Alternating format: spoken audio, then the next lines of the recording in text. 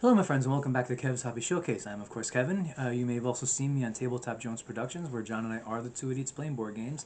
And today, today it's the second weekend of the month and I am doing my comic book discussion. Yes. So in past few months I've actually been covering I've been covering the early years of Marvel Comics, but more specifically, I've been covering the pretty much founders of the Avengers. I mean, also including Captain America, who wasn't actually there in the very beginning, but I included him anyway. And so I've covered, like I said, Captain America. I've covered Iron Man, Hulk, Thor, and I will say probably the best discussions that I had on this channel were from when I covered the Hulk. I'm, I'm hoping to spark more. But today, I know today might seem a bit of a letdown because of who I'm covering. Today is Ant-Man and the Wasp. So, and when they first came out, from what I've read and from what I looked at, kind of looked like it was mostly experimental. A lot of what they were doing, but of course, these characters are remembered for for a very long time.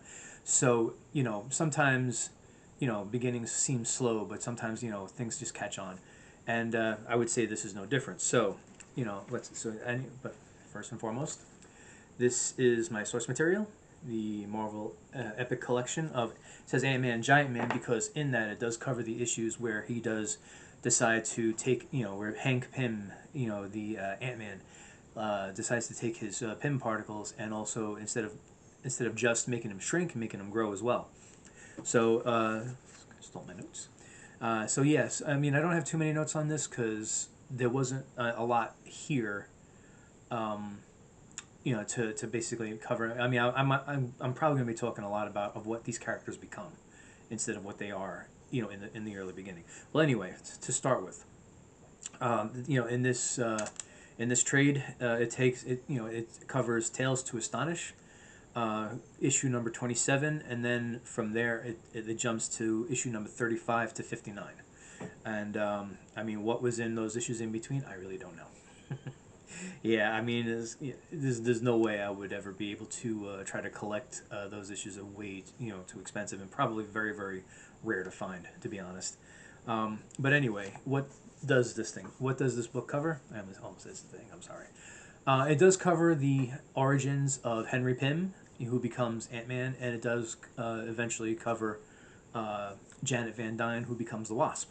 And I mean, pretty simple. I mean, it's pretty straightforward origins. I shouldn't say simple. Straightforward is what I will say, because I mean, Henry Pym, he invents his Pym particles, finds out he can shrink down to ant size. I believe that was by accident, and then eventually realizes he can manipulate them to not just shrink but to grow, and what becomes of Hank Pym, Henry Pym?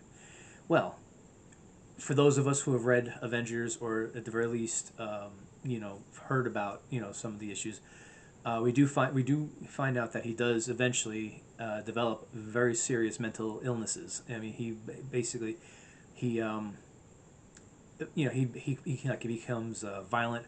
I mean, I think nowadays they would call it bipolar, but back then I think it was. I don't even know. I don't remember what they called it back then. But anyway, so yeah, he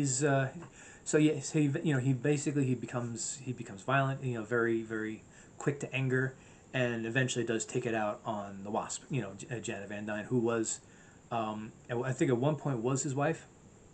They did wind up getting divorced in the future. I know that, and yeah, so it's very. I would say turbulent career for him because he does actually at some point become the villain known as the Yellow Jacket, and you know, for like I said, like I said, this isn't really from the early years, so I don't want to touch on it too much. But any of you who want to talk about that, we want to comment on it. Just please, put your, type up your thoughts in the comments. I would, love to have the discussion about this. It's the whole point of doing these videos. So now Janet Van Dyne, the Wasp.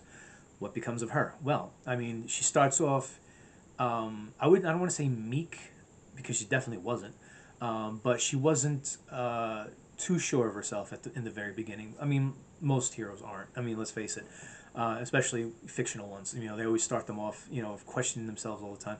But then you know, what does she become in the future? Well, eventually in the future, she becomes the leader of the Avengers. So yeah, she does. They have, you know, so the writers had her character fare a lot better than Henry Pym. You know, and you know, it does show.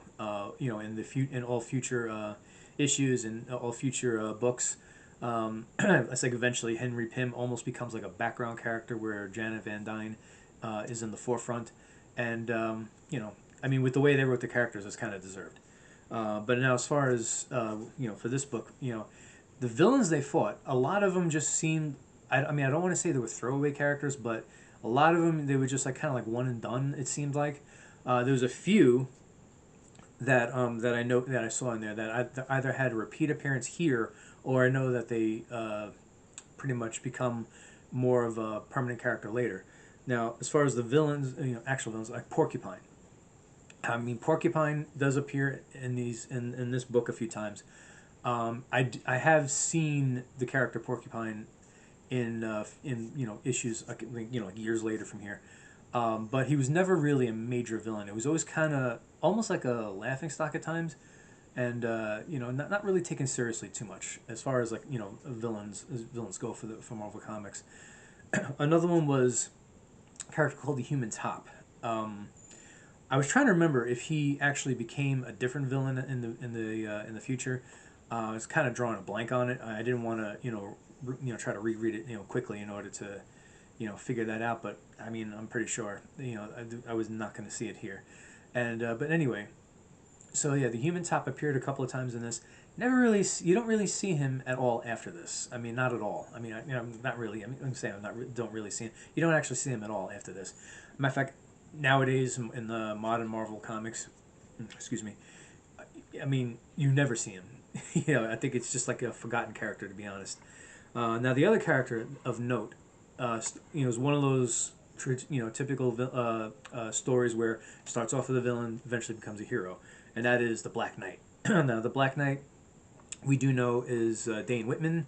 You know, he does eventually become a hero. He does, you know, very troubled hero, but is still a hero, and he does also become well. I should. He actually. I mean, we do see. I think from one of the end credit scenes in one of the movies. I think from the Eternals. We see that he's there, and it's played by the guy who played. Crap, you know, one of the guys from the Game of Thrones. That guy, Jon Snow. I can't believe I blanked on the name. Well, anyway, so yeah, I mean, but did they do anything with him since then? No, not yet. So, kind of waiting on that. I mean, will we see him in the upcoming Doomsday or Secret Wars? Maybe. I don't know. You know, because you know they do seem to have big plans for that. But you know, so far as far as Antman and Wasp go, you know, not so much. I don't think. I mean, they're not really centering on either one of them. I have seen in the trailer. I have seen you know the Scott Lang, of course. He was the Ant-Man in the movies right now. But other than that, I haven't really seen too much.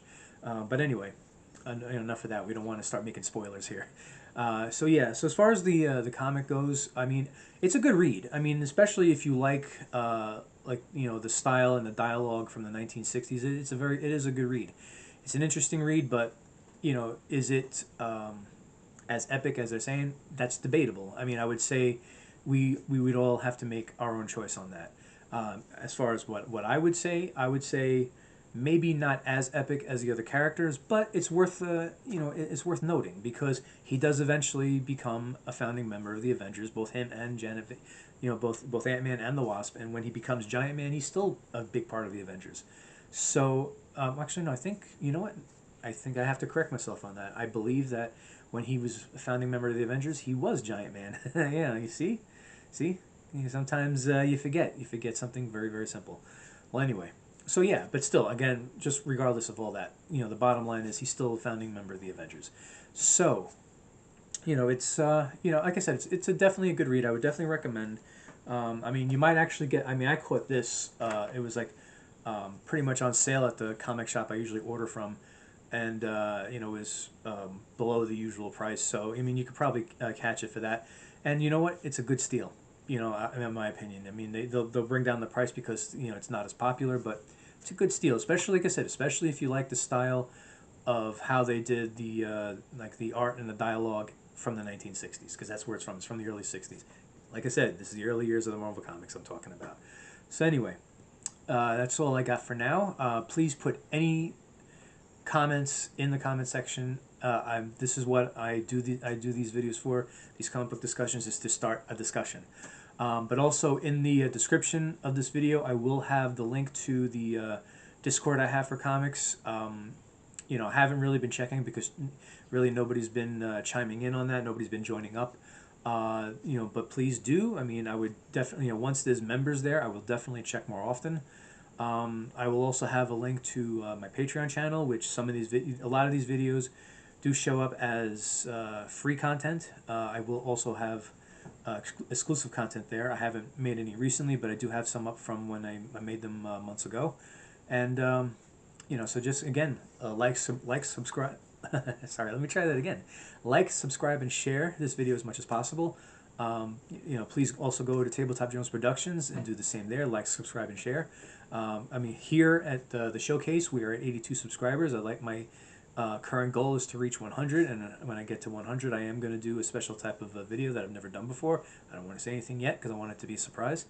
And at Tabletop Jones, we are currently at 32. We'd like to make it to 50 so we can live stream games. It's not something we know how to do, but we want to learn, and the only way we can make the attempt is if we have 50 subscribers. All right, so again, thank you very much for watching. Hope you're enjoying all the comics that you are able to get, and you know, and please, like I said, leave comments in the comic section. Keep them within good taste, though, and take care of yourselves. Have a great day, and I will see you again.